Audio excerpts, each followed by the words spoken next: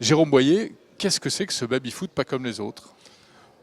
C'est un baby-foot comme les autres dans la mesure où l'expérience du joueur elle change pas. On l'augmente parce qu'on a adossé à ce baby une couche de digital qui permet de mesurer un certain nombre d'événements que jusque-là on ne mesurait pas. Euh, Bien malin est celui qui peut dire quelle est la vitesse de son tir, s'il est meilleur à l'avant, à l'arrière, s'il est le meilleur parmi tous les joueurs ici de l'incubateur du village. Il y a des bons ici ou Ah ils sont oui, tous moyens, vous il y a, pouvez le dire, hein. il y a des très bons joueurs Des très ici. Des très bons joueurs ici. Et ce qui est intéressant, c'est qu'en effet, on classe tous les joueurs qui se sont rencontrés ou non. On a un algorithme qui permet en fait de rassembler les joueurs autour d'une ligue de baby. Alors, on a une ligue d'incubateurs qui est en train de se créer à Paris. On va installer bientôt la station F, j'espère bientôt d'autres villages du Crédit Agricole. Donc cette logique que les joueurs puissent avoir accès à leur classement, à leurs stats et rencontrer aussi d'autres joueurs. Donc c'est la réalité augmentée. Alors, il a quand même été un peu customisé, hein, ce baby-foot. Qu'est-ce qu'il a de spécial? Alors ce qu'il a de spécial, il a d'une part des capteurs électroniques qui sont placés dans les baguettes et dans les buts, qui permettent de calculer des vitesses de tir, des gamelles. Et il a aussi, depuis le début de cette année, un arbitrage vidéo. En fait, on utilise de l'algorithme aujourd'hui, demain de l'intelligence artificielle, pour finalement traquer la balle et permettre de remonter l'ensemble des données des statistiques aux joueurs, ce grâce donc à l'arbitrage vidéo. Donc on ne peut plus tricher. On ne peut plus tricher parce qu'en plus, dès qu'il y a un but qui est marqué, il y a un ralenti qui s'affiche sur l'écran qui est adossé au baby. Il y a encore beaucoup de gens qui jouent au baby-foot. Alors étonnamment, oui, il n'y a plus beaucoup de baby dans les cafés, il y a de moins en moins de cafés. Je crois qu'il y avait C'est pour ça que je vous pose cette question. Enfin, c'est un peu comme j'allais faire l'analogie avec le flipper, mais oui, alors, tous ces jeux étaient tout petits, Jérôme, il y avait beaucoup de flippers et de baby-foot. Oui, bien sûr. Il y en a moins maintenant. Alors, je crois qu'il y avait des 100 ou 150 000 cafés en France dans les années 20, il en reste 30 000 aujourd'hui. Donc sur ce secteur CHR, il n'y en a plus. Par contre, on les retrouve étonnamment dans les startups comme emblème de coolitude. Ouais, de la coolitude, mais c'est des babys standards. Donc c'est assez bizarre parce que jusqu'alors, l'innovation dans le baby-foot, depuis sa création chez Bonzini 1927, je pense que ça n'a pas bougé.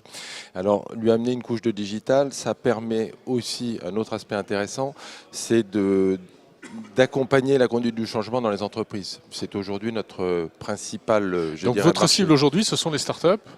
Ou bien les entreprises? Ce sont les entreprises en multiples, les grandes entreprises. Alors, je peux en citer quelques-unes, SAP par exemple, BNP aussi, qui sont des entreprises qui ont compris qu'en fait, elles pouvaient accompagner la transformation digitale, l'expliquer. C'est un démonstrateur de la transformation digitale en fait. Par le jeu.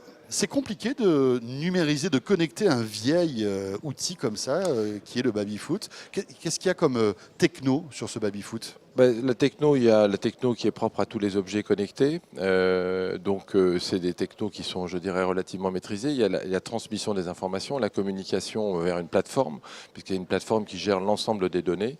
Il y a combien de capteurs, par exemple, dans un baby-foot comme ça ? Dans le nôtre, il y a 8 capteurs. Il y a 8 capteurs, accéléromètre, infrarouge, piezo, plus un arbitrage donc vidéo, un tracking en temps réel de la balle. Donc cet ensemble-là est complexe. La transmission des données, les allers-retours, il faut savoir que s'il y a 3 piliers, la table qui est connectée, une application dédiée et une plateforme qui collecte toutes les données. Donc ces 3 ensembles en font, je dirais, un dispositif relativement complexe. Alors, et combien ça coûte ce baby-foot ? Alors ce baby-foot, il est commercialisé 5 400 €. Il faut savoir que chez Bonzini, qui est donc notre partenaire industriel, tout le monde connaît la marque Bonzini. C'est des baby-foot, c'est les meilleurs baby-foot français, hein, premier fabricant français. La qualité des balles aussi qui est importante. Hein. Qualité des balles, qualité surtout de la table, de l'acier Valourec, du bois, enfin du hêtre élevé en forêt biologique. C'est un produit, pour donner une petite idée, qui a bio. 40 ans de durée de vie. 40 ans de durée de vie. Ah oui. Donc je ne pense pas qu'il y ait beaucoup de produits aussi qui aient 40 ans. Et au CES, je ne pense pas qu'il y en ait aussi qui durent 40 ans. Alors vous recevez un baby-foot comme ça, Bonzini traditionnel, et vous le customisez en fait ? Non. Ou est-ce que Bonzini, malgré tout, le fabrique pour vous. Voilà, c'est un modèle spécifique qu'on leur a demandé de fabriquer pour nous, parce que c'est un hybride de 2 modèles qui existent chez eux, et donc c'est un modèle ouvrant mais avec 2 descentes.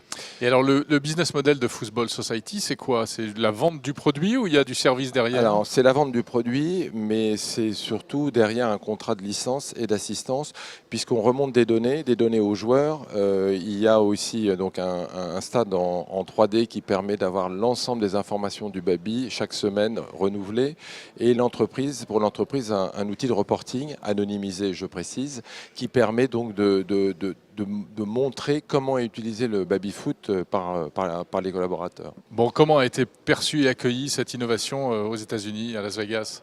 Ben, les Américains sont joueurs étonnamment de football, parce que c'est comme ça que ça s'appelle. Pour ça, Football Society, c'est en référence aux Américains.